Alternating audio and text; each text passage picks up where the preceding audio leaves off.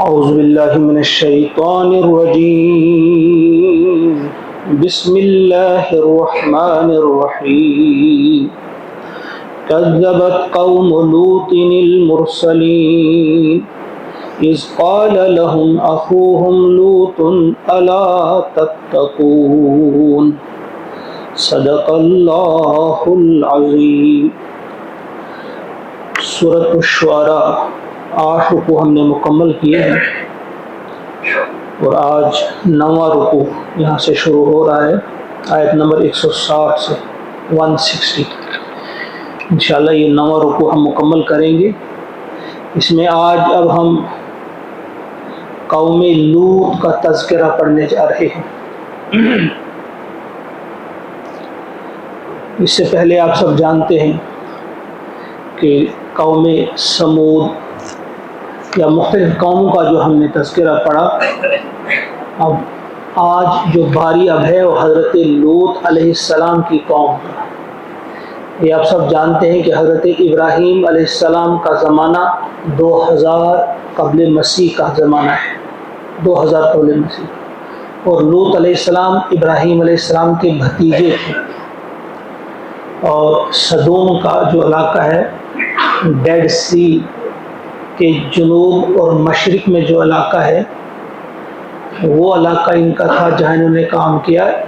عراق سے یہاں اپنے اس بھتیجے کو لا بسایا تھا ابراہیم علیہ السلام نے. جس وقت آپ عراق سے نکلے تھے تو صرف ایک ہی شخص آپ پر ایمان لایا تھا، وہ تھے یہی آپ کے بھتیجے حضرت لوط علیہ السلام. یہ بھی آپ کے ساتھ تھے. تو پھر کس طرح ابراہیم علیہ السلام نے اس دعوت کا آغاز کیا، اسماعیل علیہ السلام کو عرب میں حجاز میں اور حضرت اسحاق علیہ السلام کو فلسطین میں اور لوط علیہ السلام کو یہاں اس علاقے میں بسایا. تو پھر کس طرح سے انہوں نے دعوت کا آغاز کیا. تو اس کی قوم جو تھی وہ ایک بدترین جرم میں مبتلا تھی. اس کی قوم نے ان کے ساتھ کیا کیا وہ ہم پڑھیں گے آج انشاءاللہ. اس قال کذبت قوم لوط، جھٹلایا قوم لوط نے، یعنی لوط علیہ السلام کی قوم نے جھٹلایا المرسلین، رسولوں کو. یہی الفاظ آ رہے ہیں بار بار. جس قوم کا بھی ہم نے تذکرہ پڑھا بار بار یہی الفاظ آ رہے ہیں کہ انہوں نے اپنے رسولوں کو جھٹلایا. اپنے رسول کو جھٹلانا اس سے مراد گویا تمام رسولوں کی انہوں نے تکذیب کی.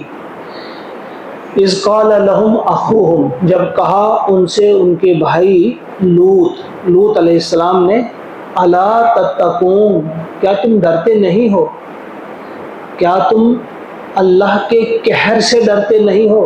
کیا تم اللہ کی ناراضگی سے ڈرتے نہیں ہو؟ کیا تم اللہ کے عذاب سے ڈرتے نہیں ہو؟ الا تتقون انی لکم رسول امین، میں تمہاری طرف ہوں ایک رسول امین، یعنی تمہاری ایک امانت میرے پاس ہے ہمارے پروردگار کی. وہ امانت میرے پاس ہے اور میں نے تم تک وہ منتقل کرنی ہے. میں رسول امین ہوں. اور دوسرا مطلب اس کا کہ تم جانتے ہو میری امانت داری کے بارے میں. کوئی شکوہ یا کوئی شکایت آپ کا موقع آپ کو آج تک نہیں ملا کہ میں نے کبھی تمہیں دھوکہ دیا. جب میں نے تمہارے ساتھ کوئی دھوکہ بازی نہیں کی تو کیا میں اللہ کے مقابلے میں یا اللہ سے دھوکہ بازی کروں گا؟ میں تمہاری طرف بھیجا گیا ہوں، اللہ کا بھیجا ہوا ہوں، فرستادہ ہوں اور امانت دار ہوں. لہذا فاتقوا اللہ، اللہ سے ڈرو، وَأَطِیعُونِ، اور میری اطاعت کرو.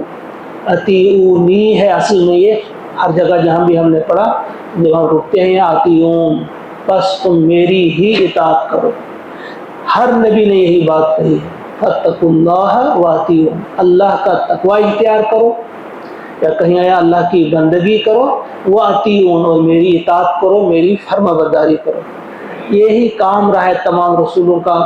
عید الاضحیٰ کے موقع پہ بھی میں نے اسی بات پہ زور دیا تھا کہ 1,24,000 کم و بیش انبیاء آئے ہیں، اور تمام نبیوں کا کام یہی رہا ہے کہ آپ نے اللہ کے بندوں کو اللہ کی طرف بلایا ہے.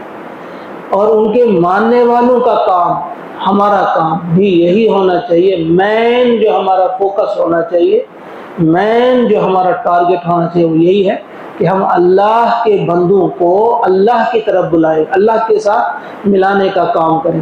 یہ انبیاء کا کام کر رہا ہے اور اس سے بہتر اور کوئی کام نہیں ہو سکتا ہے۔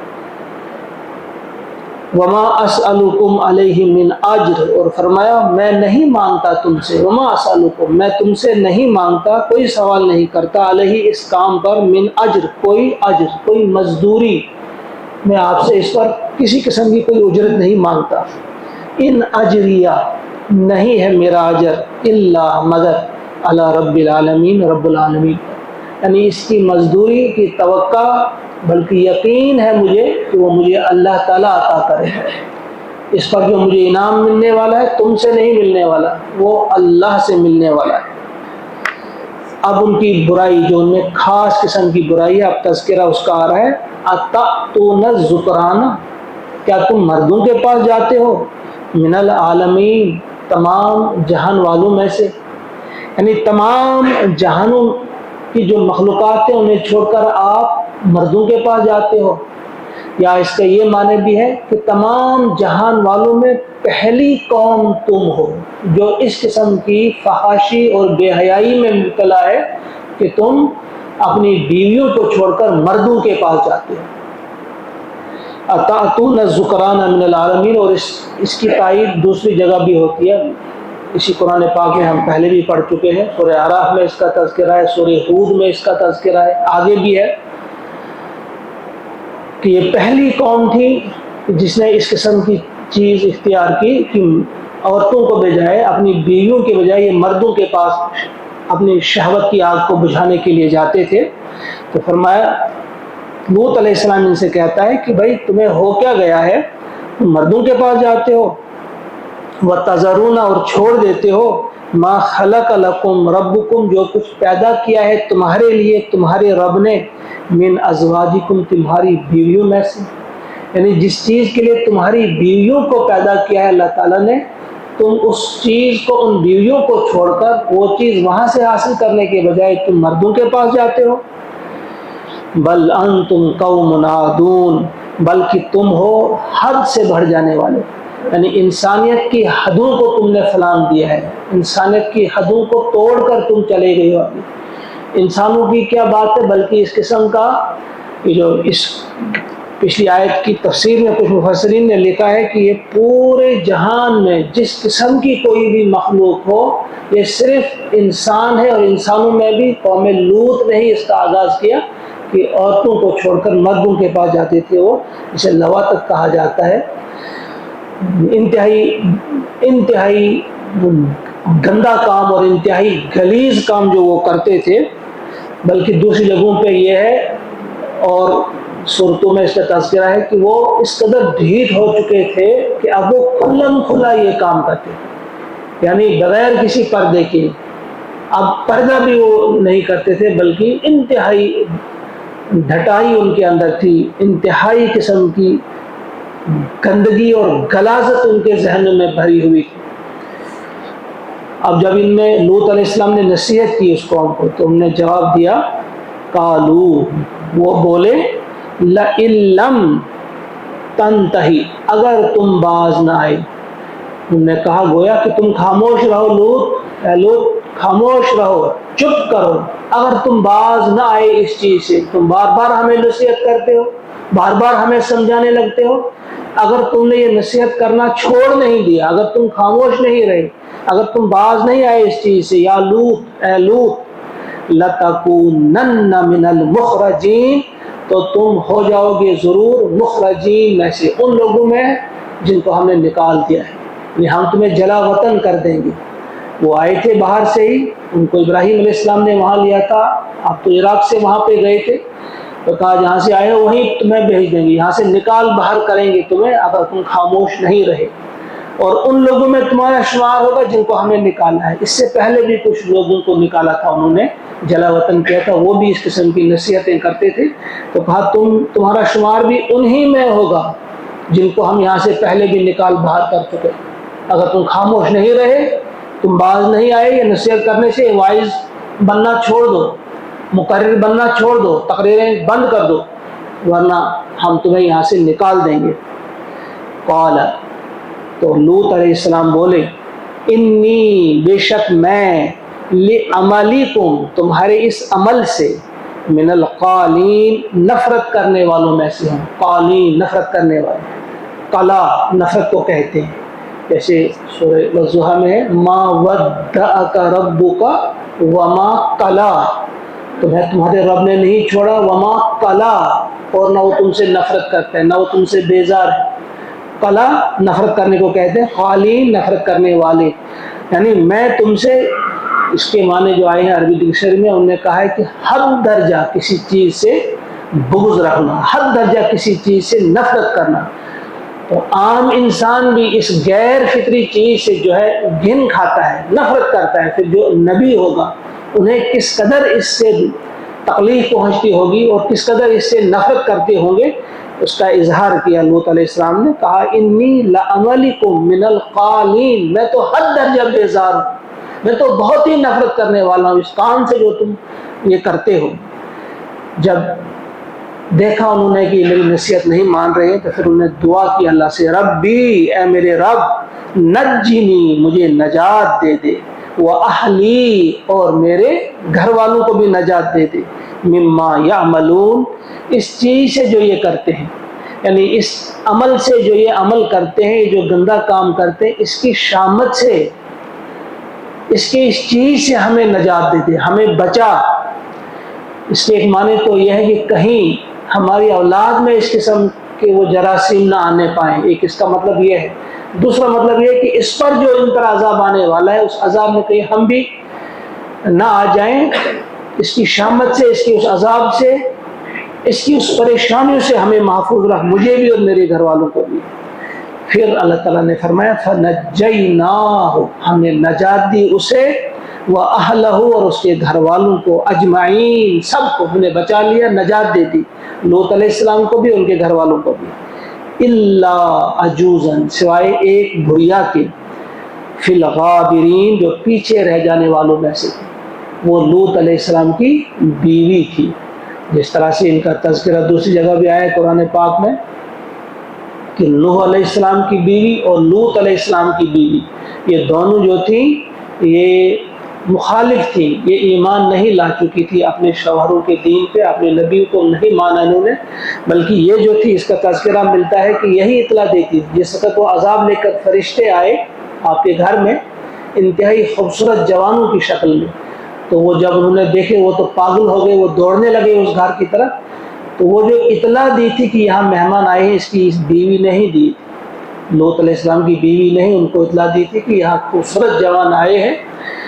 تو جب لوط علیہ السلام نے ان سے کہا، لوط علیہ السلام کو کہا گیا، وہ جو فرشتے آئے کہ تم راتوں رات یہاں سے نکلو، رات کے آخری پہر اپنے گھر والوں کو نکلو، جب تم نکلو گے تو پیچھے مڑ کر نہ دیکھنا، سوائے الا امرأتک، سوائے تمہاری بیوی کے، یعنی اس کو اپنے ساتھ نہ لے چلنا۔ اور کچھ مفسرین نے لکھا ہے کہ سوائے اس کے، یعنی وہ پیچھے مڑ کر دیکھے گی، اگر تم اس کو لے بھی جاؤ گے وہ پیچھے مڑ کر دیکھے گی اور اسے بھی عذاب کا مزہ چکھنا ہوگا۔ تو یہاں کہا کہ ایک ہی بڑھیا جو پیچھے رہ گئی، اس نے وہ پیچھے مڑ کر دیکھا، الا عجوزا فی الغابرین ثم دمرنا الاخرین، پھر ہم نے کیا کیا، دمرنا، ہلاک کر کے رکھ دیا، تباہ و برباد کر دیا، الاخرین، باقیوں کو، ان کے گھر والوں کو بچا کر لے گئے، باقی سب کو تباہ و برباد کر دیا۔ 2061 قبل مسیح کا واقعہ لکھا ہے، یہ کچھ مفسرین نے 2061 کا یہ واقعہ ہے، جس وقت قوم لوط پر وہ عذاب آیا، ایک آتش فشاں پھٹ گیا، کیونکہ وہ علاقہ جو ہے وہاں گیس کے ذخائر تھے، پیٹرول کے ذخائر تھے، ایک زبردست قسم کا زلزلہ آیا، تو اس میں ایک بھپ سے ایک ایسا دھماکہ ہوا کہ فجعلنا عالیہا سافلہا، جو قرآن پاک میں اس کو تلپٹ ہم نے کر دیا، نیچے والا حصہ اوپر چلا گیا، اوپر والا نیچے چلا گیا، اور پھر ان پر پتھر برسائے، اور بائبل میں اس کا تذکرہ ہے کہ گندھک کے وہ پتھر تھے۔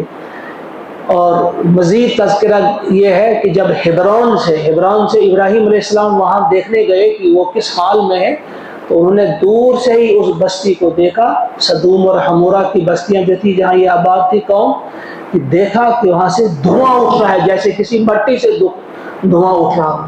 یعنی اس قسم کا عذاب تھا کہ ایک تو ان کو تباہ و برباد کر دیا، ملیا میٹ کر دیا، اور پھر یہ بھی دیکھا کہ دھواں بھی وہاں سے اٹھ رہا تھا. تو یہ یہاں اللہ تعالیٰ فرما رہے ہیں ثم دمرنا الآخرین. اور یہاں اور بائبل میں ایک اور چیز بھی لکھی ہے کہ ان کی جو یہ بیوی تھی اس کو نمک کا ایک ستون بنا دیا اللہ تعالیٰ نے. یہ اس کو نمک میں بدل دیا، ایک نمک کا ستون بن گیا. یہ بھی اس عذاب میں ہلاک ہو گئی. وَأَمْطَرْنَا عَلَيْهِمْ مَطَرًا. تو ہم نے بھیجی ان پر بارش، ہم نے برسائی ان پر بارش. اور کیسی بارش تھی وہ؟ فَسَاءَ مَطَرُ الْمُنذَرِينَ. بہت ہی بری بارش تھی وہ. اور کس پر برسائی گئی؟ المنذرین، جو ڈرائے گئے تھے. انذار جن کو پہلے بات بتائی گئی تھی، ان تک اللہ کا پیغام پہنچایا گیا تھا اور انہوں نے ماننے سے انکار کیا تھا. بار بار سمجھانے کے باوجود جب وہ قوم نہیں مانی تو پھر ان پر یہ عذاب آیا. اور ایسا عذاب آیا، ایسی بارش پتھروں کی برسائی گئی کہ وہ نشان زدہ وہ پتھر تھے. اللہ تعالیٰ نے بتا کے رکھا تھا ہر پتھر کو کہ تم نے کس کی جان لینی، اور کس طرح سے وہ پتھر برسائے گئے. فَسَاءَ مَطَرُ الْمُنذَرِينَ إِنَّ فِي ذَلِكَ لَآيَةً. اب بتایا جا رہا ہے پیارے نبی صلی اللہ علیہ وسلم سے کہ ان کو بتاؤ، اب یہ جو آیت کی ڈیمانڈ کرتے ہیں ہمیں معجزہ دکھاؤ، ہمیں بتاؤ، ان کو بتاؤ ان فی ذلک لآیۃ، اس میں ہے آیت، اس میں ہے نشانی. صرف اس وقت کے لوگوں کے لیے نہیں بلکہ تا قیامت جو بھی قوم آئے گی، جو بھی لوگ آئیں گے، ان سب کے لیے ان واقعات میں نشانی ہے. ان فی ذلک لآیۃ وما کان اکثرهم مؤمنین. مگر اکثر اس میں ایسے ہیں جو ایمان لانے والوں میں سے نہیں ہوں گے، جو ایمان نہیں لائیں گے، جو نہیں مانیں گے. وَإِنَّ رَبَّكَ لَهُوَ الْعَزِيزُ الرَّحِيمُ. اور بے شک تیرا رب جو ہے وہ ہے العزیز، وہ غالب ہے، وہ انتقام لینے کی قوت طاقت رکھتا ہے. الرحیم، وہ نہایت مہربان ہے. یہاں پہ یہ رکوع مکمل ہوا اور اس قوم کا تذکرہ بھی یہاں ختم ہوا. انشاءاللہ کل اصحاب الایکہ کے بارے میں ہم پڑھیں گے.